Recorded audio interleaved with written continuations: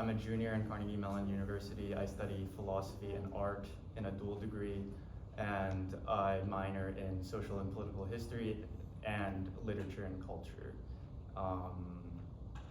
Yeah. So yeah, my paper is titled Understanding and Listening to Faith Through Non-Identity, or Nothingness. Introduction. Atheism and agnosticism have progressed malignantly in society, betraying the very ideal of the Enlightenment that birthed it. The Nietzschean critique of atheism rings profoundly. A society lost in nihilism, cynicism, and constant anxiety of death is predicated on the arrogance of the cynical seculars, atheists and agnostics, who ontologically believe in their supremacy over religion and spirituality. This arrogance's source is from today's scientific dogmatism, the blind trust in the web of positivistic empiricism, and the lack of a robust understanding of faith. Considering the theme of listening, contemporary society would benefit from the secular genuinely listening to the faithful in pursuit of understanding, rather than half-hearted or hypocritical displays of sympathy. Adorno and Horkheimer in The Concept of Enlightenment from Dialectic of Enlightenment, 1941, provide the idea of mana as the power of natural entities that allows for a secular understanding of faith by the simple example of mythology. Mana in this text is a type of Adornian non-identity, the notion that the identity of an object as itself can only be distinguished by its non-identity to a different object.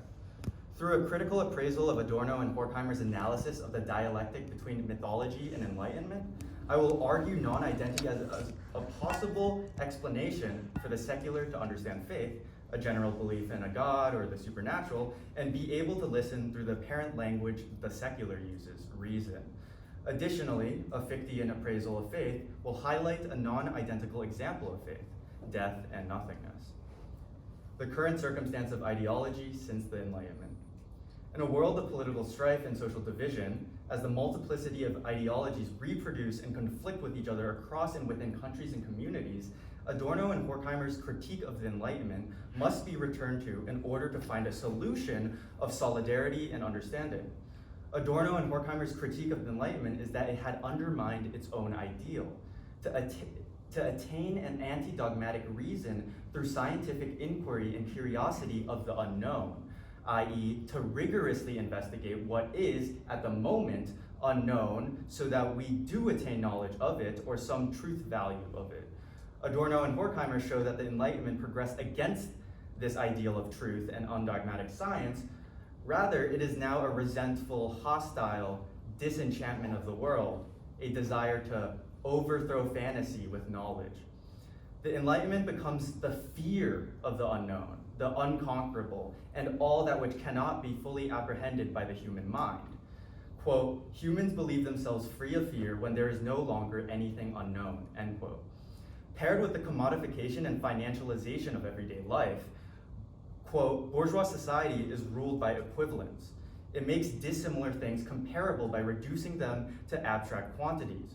For the Enlightenment, anything which cannot be resolved into number is an illusion, end quote. The discontent of the Enlightenment as mythical fear radicalized has created the ironic reality of its self-destruction. Block quote, knowledge does not consist in mere perception, classification, and calculation, but precisely in the determining negation of what is directly at hand. Enlightenment thereby regresses to the mythology it has never been able to escape. For mythology had reflected in its forms the essence of the existing order, cyclical motion, fate, domination of the world as truth, and had renounced hope. The world as a gigantic analytical judgment, the only surviving dream of science, end quote. What Adorno and Horkheimer are prescribing is that the Enlightenment's embracing of the scientific formula's positivism has extended so far that it ironically asserts anything unquantifiable as not knowledge. The Enlightenment's, quote, untruth does not lie in the analytical method, but in its assumption that the trial is prejudged, end quote. The ultimate irony is thus that Enlightenment's ideal of conquering all to be known hits a limit. It must realize its fallacious ideal in that it can only conquer what can be known, not what is to be known. What can be known shows the linguistic property of can to be that of a possibility, but hence only a certain scope of perceptual ability. The realization of positivists that only quantifiable data can be accepted with almost absolute certainty renders the existential angst that not everything is to be known, linguistically deterministic without gaps. In the face of such a fear, they naturally redefine scientific knowledge purely in the confines of quantification, discarding even remotely speculative sciences, psychoanalysis for instance, and overall denigrating the humanities. Dangerously, this totalitarian system of scientific dogmatism ends up relegating religion and art to a, quote, special knowledge-free zone. Any deviation of thought from the business of manipulating the actual, any stepping outside of the jurisdiction of existence, end quote, is a violation of Enlightenment dogma and thus illegitimate knowledge. Thus, the hypocrisy of a society dominated by this form of Enlightenment thinking is that it assumes all entities to be predetermined because they must be able to be explained by science. The blindness towards anything subjective, which just means unquantifiable, is culminated in the contemporary linguistic utilization of the word science. It is ontologically monolithic in its practical existence and utilization. It is treated as beyond question. This is the myth of the Enlightenment. Block quote, science is ontologized, so to speak, as if the criteria of the validity of judgments were simply the same as the states of facts. In testing scientific judgments, we mostly have to make clear to ourselves, step by step, how we arrived at each judgment. The test is thus subjectively accentuated, end quote. Non-identity, mana, and Fichtean faith. The non-identity of Adorno's negative dialectics is the seminal Hegelian-influenced notion that all objects can only be identified, and importantly, to be able to be defined and have concepts created of them through their difference between each other, their non-identity. As Adorno says in Negative Dialectics, quote, contradiction is non-identity under the aspect of identity, end quote. Simply, identity and non-identity are the positive and negative attitudes towards the objects that the thinking individual has.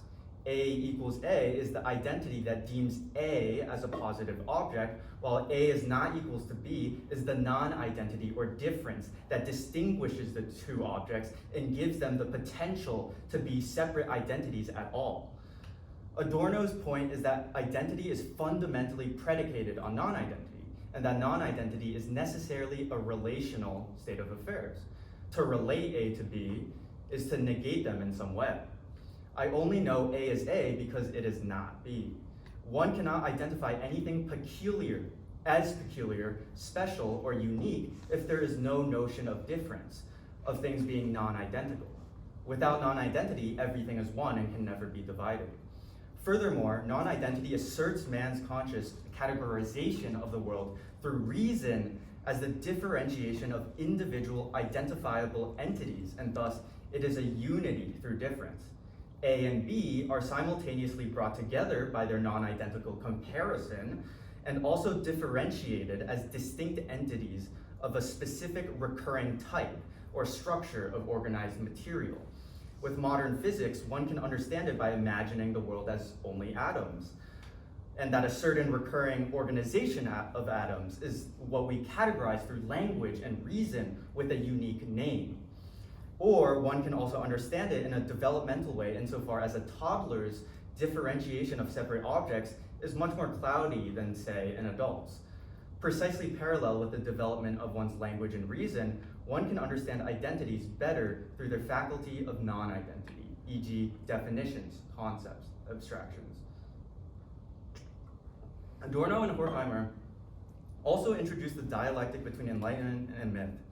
The concept mana is to myth what non-identity should be for enlightenment. In other words, mana is the non-identity of myth. In the world of mythology that is far before even the pre-physical atom, the Leibnizian monad, non-identity necessarily goes far beyond a differentiation of types of organized matter. Thus, mana is, block quote, everything unknown and alien. It is that which transcends the bounds of experience, the part of things which is more than their immediately perceived existence. What the primitive experiences as supernatural is not a spiritual substance in contradistinction to the material world, but the complex concatenation of nature in contrast to its individual link, end quote. Adorno and Horkheimer explained that what renders the pervasive mana in myth is the same as what renders non-identity in enlightenment, the fear of the unfamiliar, the unholy, the unknown. Thus, the desire to know is the enlightenment of myth. Here we see why they pose myth and enlightenment as a dialectic. There is some remainder of myth contained within the enlightenment and also enlightenment within myth. Mana usually is defined as the energy or power of nature stored in an entity, and thus, without the technological instruments and scientific methods we have developed in the last few centuries, it is reasonable for primitive peoples to have assigned a power to all beings. Actually, it is more than reasonable. It has the same propensity as science insofar as they both are made of abstractions and categories created and structured by the mind to make sense of the world with the given instruments of a particular time. One not need think too far, but replace power with faculty, and the concept of mana can be raised to the speculative philosophy of our times. Hence, this is why Adorno and Horkheimer describe mana as the moving spirit, the echo of the real preponderance of nature, and polytheistic gods as embodying nature as a universal power. In light of my elaboration of non-identity, mana is thus a binding relationality of all parts of nature, that if a primitive person could not go further in explaining an object, saying there must be some power that makes it arise is the non-identical explanation that is the precondition for any creation of laws that some part of the universe follows. And again, there must be some power sound like science must be able to explain this? The precise precondition for such laws, organized as religion before and after mythology, but also as science during the Enlightenment, that precondition is faith. Faith is not an oppositional entity in relation to the Enlightenment. On the contrary, the Enlightenment needs faith just as much as mythology did. The example of mana gave a reason-based understanding of the legitimate role of faith in mythology. However, since it was for primitive peoples, of course, according to the change of historical conditions, non-identity must be raised to the standards of the post-Enlightenment world. Here, German idealist Fichte's commentary on faith's necessity for understanding the world and thus science is a perfect source to extract from. As a predecessor to and influence on the dialectics of Hegel, although Fichte might not use the term specifically, non-identity plays a huge role in Fichte's main philosophical project of creating a science of knowledge where no error can occur. This was also the title of his book, The Science of Knowledge, or The Science of Knowing, or Wissenschaftslehre in German. In the first edition of the text, he argues that antithesis requires synthesis, but synthesis also requires antithesis. This means that nothing can be opposed without attempting to equate them at first, but also that nothing can be equated unless the things on each side can be seen as separate. What Fichte ends up concluding is that a science of knowledge must be built on the foundation that all one can know with absolute certainty is that one is perceiving their own perception of the world, not a universally perceived external world. The five senses combine to create a certain perception or image of the world that is separate from you and objectively unknowable to you, that is, the world. Here, Fichte is basically making the philosophical conclusion of the obnoxious child who constantly asks their parents why. When a parent says anything to their child, for instance, telling them to do a chore, this example I'm referring to is when the child responds continuously with why until the limit is hit, usually as because I said so from the parent. However, Fichte is directing this obnoxious curiousness toward reality itself. And with this infinitely critical skepticism, he finds that one cannot attain anything about a material world external to the self because it is always already constructed by the perceiver. This qualitative phenomenon going on in all our lives proves nothing about the external world except for the fact that something is happening. That something must be change. Fichte calls it succession. All we perceive can be an illusion, but one thing that is undoubtable is that the illusions or perceptions are changing, transforming, and nothing stays completely static from one instance to the next. Thus, he asserts the only conception of the external world is one of pure forces, quote, a force outside of me, end quote, he says. For example, the world that is constructed by us is completely different than even a squirrel, and even more so for a tree. Necessarily, then, one must have faith in the sensible world, of each other as real beings, etc., as a coagulation of forces before any system of reality can be built, whether it be science or religion. Block quote. The mass and its properties are themselves the effect and expression of the inner force. This force has two effects. One through which it maintains itself and gives itself this particular shape in which it appears, and another effect upon me, since it affects me in a particular way, end quote. Thus, the upshot of this Fichtean faith is that all is structured by the mind. From all the laws of myth or religion that explain the world, so to that of science and mathematical quantification, they all rely on the abstractions and concepts by man that are necessarily created by language and reason. God and science are to explain very different things, and each can explain something the other cannot. But of course, their explanations of things might overlap and contradict in evidence. Conclusion. Faith is God and God is faith. With Fichtean faith in mind, one must listen to those who believe in God in the way that they have faith in the existence of this world. Fichte says, block quote, every knowledge presupposes something still higher as its foundation, and this ascent has no end. It is faith, this voluntary acquiescence in the view which naturally presents itself to us, because only on this view can we fulfill our vocation. Faith is no knowledge, but a decision of the will to recognize knowledge. I will assert that this faith and knowledge in knowing anything with certainty in this world is more than just a decision, as Fichte states. It is the ontology of realism that everybody already accepts. In the argument that existentialism is the completion of German idealism, this ontology of realism is precisely that which lies outside of the moment of existential crisis or philosophical reflection, like right now.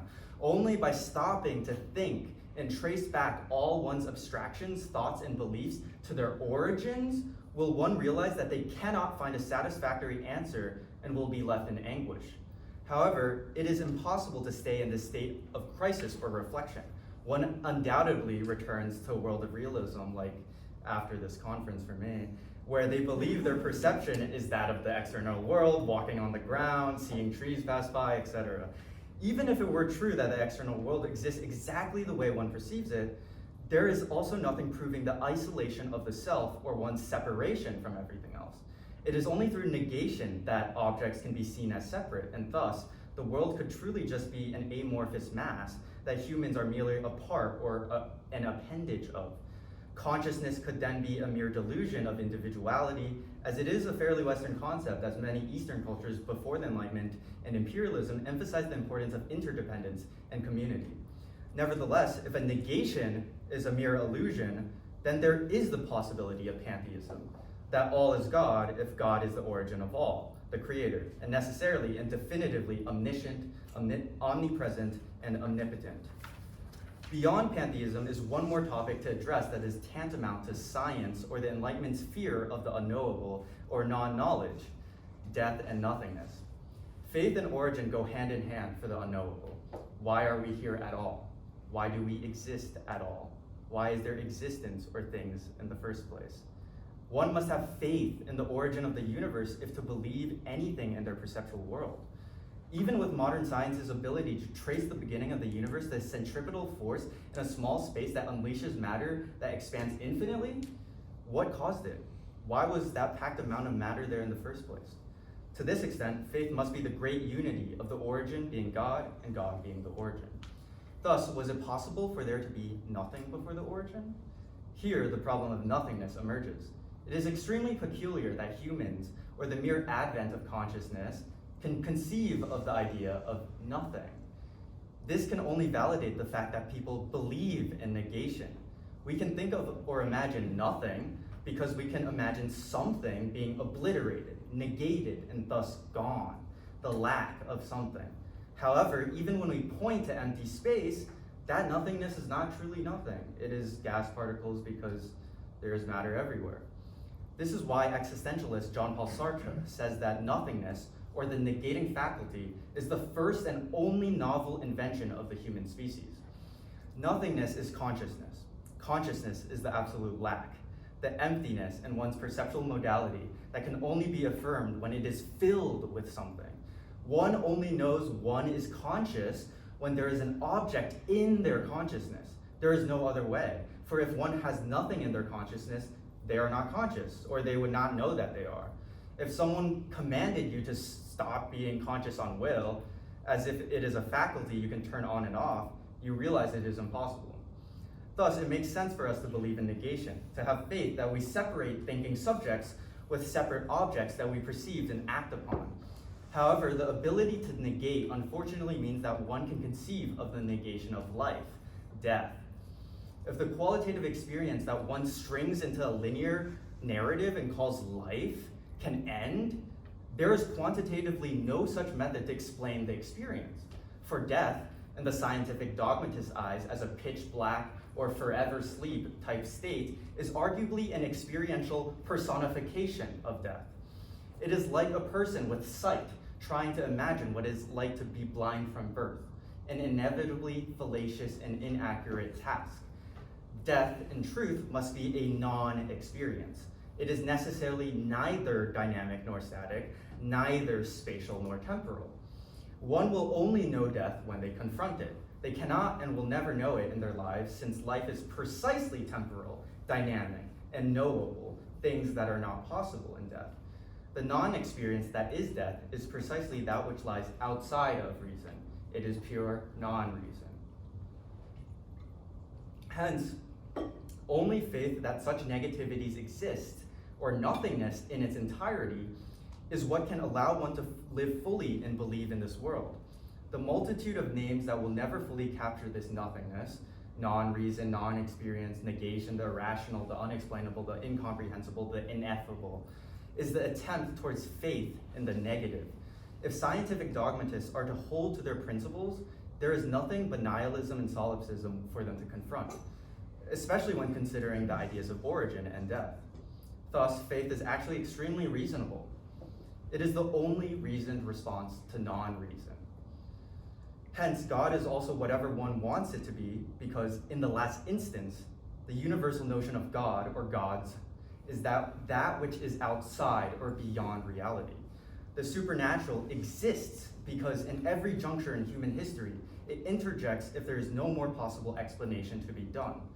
Faith helps mankind prepare for the weather, know when to grow crops, allow people to sympathize, to believe that there is a purpose in being good to oneself and others.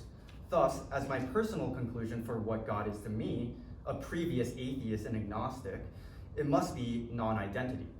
It is that which is definitively not a positive thing because it is precisely what binds and separates all positive things. The difference, but also relationality of all things becomes God. Something outside of experience, reason, and all that constitutes our world. If there is to be an origin to everything, it must then lie outside what we say is contained in everything. Therefore, that is why everyone who is faithful believes in something otherworldly. Faith as a practice only has one purpose as a practice: to believe in God and gods, and thus God is faith and faith is God.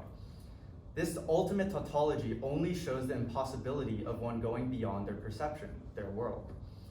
It is the final attempt to explain the unexplainable. Thus, the demand for scientific dogmatists or any person disdainfully averse or hateful of faith is to listen to not only others, but also themselves.